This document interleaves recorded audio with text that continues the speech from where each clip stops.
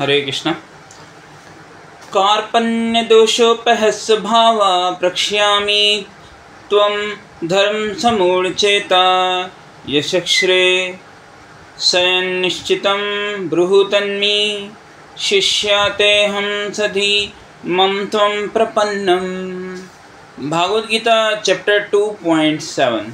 So this is one of the most important shloka, and we can say the most important shloka also of Bhagavad Gita. So now I am confused about my duty. अब अर्जुन क्या कह रहे हैं कि मैं अब confuse हूँ अपनी ड्यूटी को लेकर and have lost all composer because of miserly weakness, और मैंने अपना सारा धैर्य खो दिया है इस कमजोरी के कारण। In this condition I am asking you to tell me for certain what is best for me. और अब मैं आपको ये पूछ रहा हूँ भगवान कि मेरे लिए क्या बेटर है, क्या सर्टेन है, आप मुझे बताएं क्या बेस्ट है मेरे लिए। Now I am your disciple, अब मैं तुम्हारा शिष्य हूँ, and a soul surrendered unto you, और मैं तुम्हारे को पूरी तरह से सरेंडर करता हूँ। तो अब भगवान के आगे अर्जुन ने सरेंडर कर दिया। अभी तक अर्जुन मित्र था, रिश्तेदार था, लेकिन अब अर्जुन एक शिष्य है और भगवान जो हैं अब बन गए हैं स्पिरिचुअल मास्टर। तो यहाँ से एक्चुअली में भागवत गीता शुरू होती है देखा जाए तो, और इसीलिए सबसे इम्पोर्टेंट श्लोक है। सो इसका परपट भी पढ़ते हैं। By nature's own way the complete system of material activities is a source of perplexity for everyone.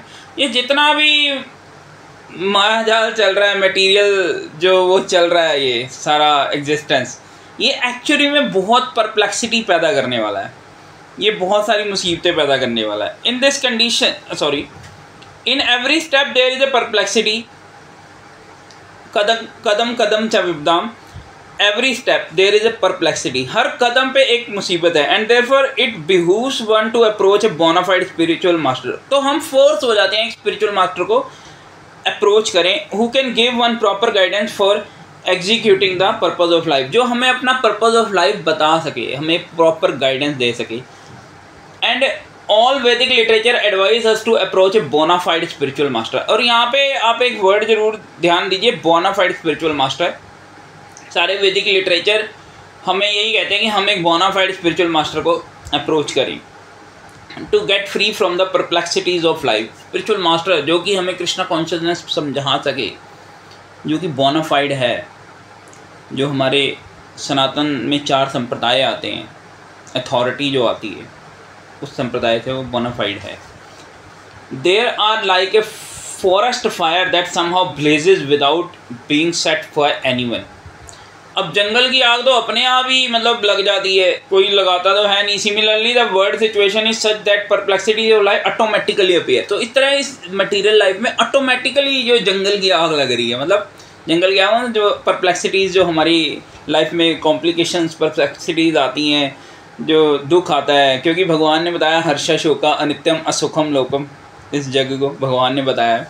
एक तो यहाँ पे हर चीज़ हर्षा शोका है, पहले तो वो खुशी देगी, फिर बाद में वही चीज़ जो आपको शोक में ले जाएगी। उसी तरीके अनित्यम असुखम लोकम, यहाँ हर चीज़ टेम्परेरी है और यहाँ सुख है ही नहीं, एक्चुअली में सुख नहीं है यहाँ पे, अनित्यम असुखम लोकम। तो भगवान ने डेफिनेटली एक क्या कहते हैं परफेक्ट इसका डिस्क्रिप्शन दिया है। So there are like a forest fire that somehow blazes without being set by anyone. Similarly, the world situation is such that perplexities of life automatically appear.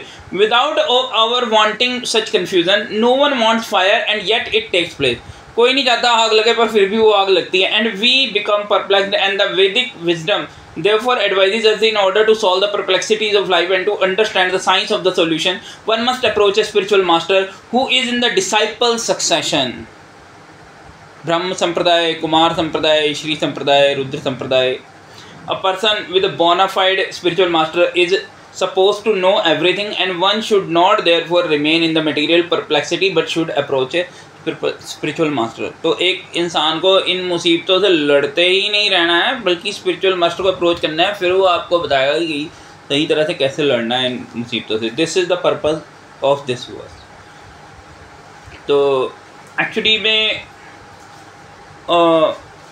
जो है अर्जुन जो भगवान का मित्र है, भगवान का कज़न भी है, और अर्जुन जो है एक बहुत नॉलेजेबल है पर्सन है, बहुत ज्ञान है अर्जुन को, और बहुत बड़ा एक योद्धा है कि भगवान शिव को बैटल में हरा के पशुपस्त्र अस्त्र हासिल किया, देवताओं को बैटल में हराया, नागों को बैटल में हराया, नाग देवताओं को।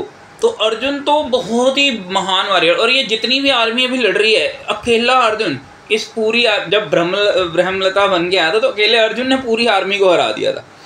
तो अर्जुन तो इतना महान फाइटर है, लेकिन यहाँ पे क्या है कि वो पूरी तरह से एक अपने अंदर दुख से मतलब जो है फेल हो गया एज ए वॉरियर, क्योंकि वो उसने गांडी भी रख दी है। अब वो ये कह रहा है कि भैया मैं युद्ध नहीं कर सकता क्योंकि सामने मेरे पूजनीय भीष्म पितामह खड़े, द्रोणाचार्य, मैं उनके ऊपर तीर कैसे चलाऊं? क्या आप चलाएंगे?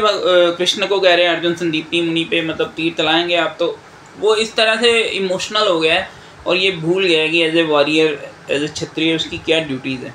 तो वो ये चीज़ भूल गया है और जो है तर्क पे तर्क कर रहा है। तो यहाँ पे वो एक एक्चुअली में दुनिया का सबसे फर्स्ट जो मोटिवेशनल लेक्चर है वो शुरू होता है यहाँ इस श्लोक के बाद, और ये ऐसा लेक्चर है जो अभी तक सुना जा रहा है और सुनता ही रहेगा हमेशा, क्योंकि ये भगवद गीता है। ये एक ऐसा गीत है 45 मिनट में भगवान ने वो मोटिवेशनल स्पीच दी है जो आज तक कोई ना दे पाया है ना दे सकेगा।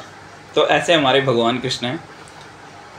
हरे Krishna, thank you very much.